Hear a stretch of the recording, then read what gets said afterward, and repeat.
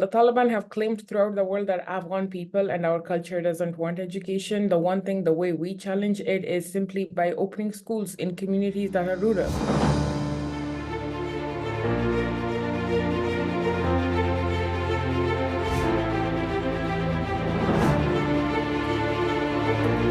Right now, we have 5 schools in 5 different regions, and we have around 450 students who are all girls who they have banned from getting education. That's how we are resisting Taliban. For 20 years, the Taliban went around the world and lied about our culture, about our religion, about our identity, and about our people.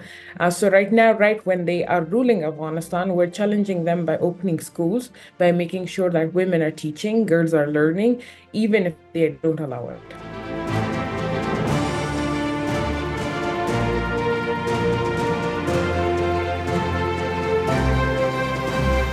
So I was asked a few months ago to resign from my organization or else they will be canceling the license. And I was asked to come back to Afghanistan because they won't do anything to me. But then at the same time, we know that there are a lot of activists who went missing, a lot of people who have never been recovered.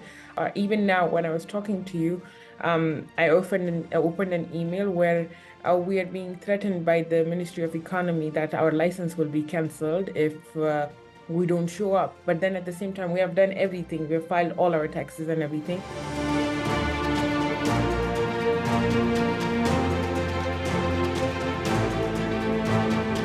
Now the Taliban, they of course follow social media and they see that we are working.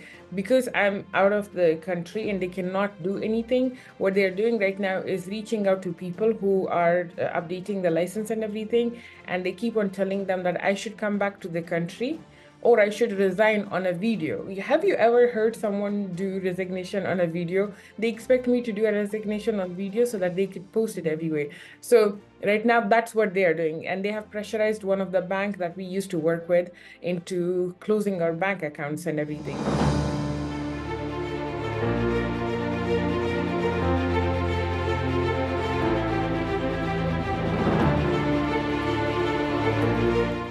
I'm being honest, I don't go to communities and tell them that you need to educate your daughters. Communities come to me and ask me to help them educate their daughters. We have a school in a province that we run in a hospital basement, So you can see that how much the community is dedicated to teaching their girls. We right now have 2 other schools that we are working with that we will be opening in someone's house. So these are people who have seen that we care about Afghanistan, we trust Afghanistan, and we have faith in Afghanistan. And we won't be educating girls just because it's trendy or just because it's the new thing, because we have been doing this for quite some time. So yeah, I think I do have a lot of privilege from my father when it comes to my community. They trust me because of my father, but I also have made sure that I do good on that. So far, there are a lot of people that I can pick up the phone and ask them, even in a Taliban-controlled Afghanistan, and they will do things that might not be accepted by the Taliban.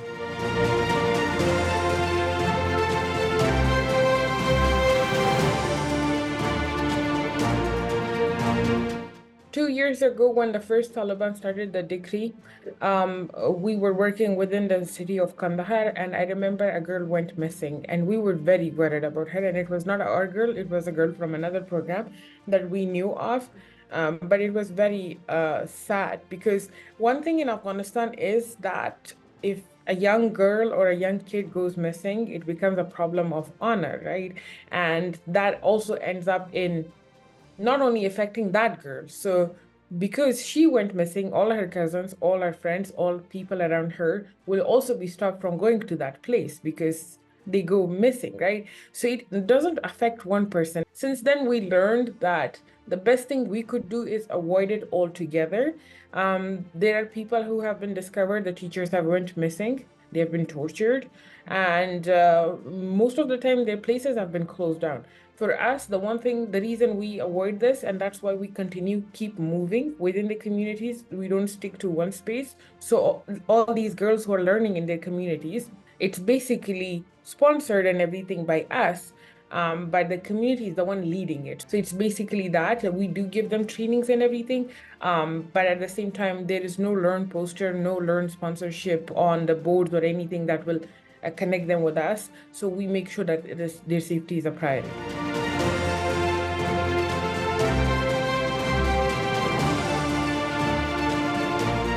Right now, I cannot talk about the internet because we have been working with a world-renowned company that works with internet, and they have helped us get internet into Afghanistan. But apart from that, yes, we do have online classes. We have radio classes that go all over 34 provinces of Afghanistan and the refugee camps in Pakistan. We right now have what we call the SIM card that we have partnered up with. I cannot take their name because they are still active in Afghanistan, but they reach around 6 million people. And we provide free lessons in Pashto and Dari through that SIM card. So you can actually, you don't need internet. You can just click on the link and you can learn from grade 7 to grade 12. So we not only teach in person, we are also experimenting with different technologies to ensure that girls, if they cannot end up in one of our schools, they can still continue learning. So radio, SIM cards, online learning, sending them offline resources. We even have an app that right now we're developing, which is completely offline, that will teach you every concept in 9 minutes, and you don't need internet for it. So all these things we are experimenting with right now.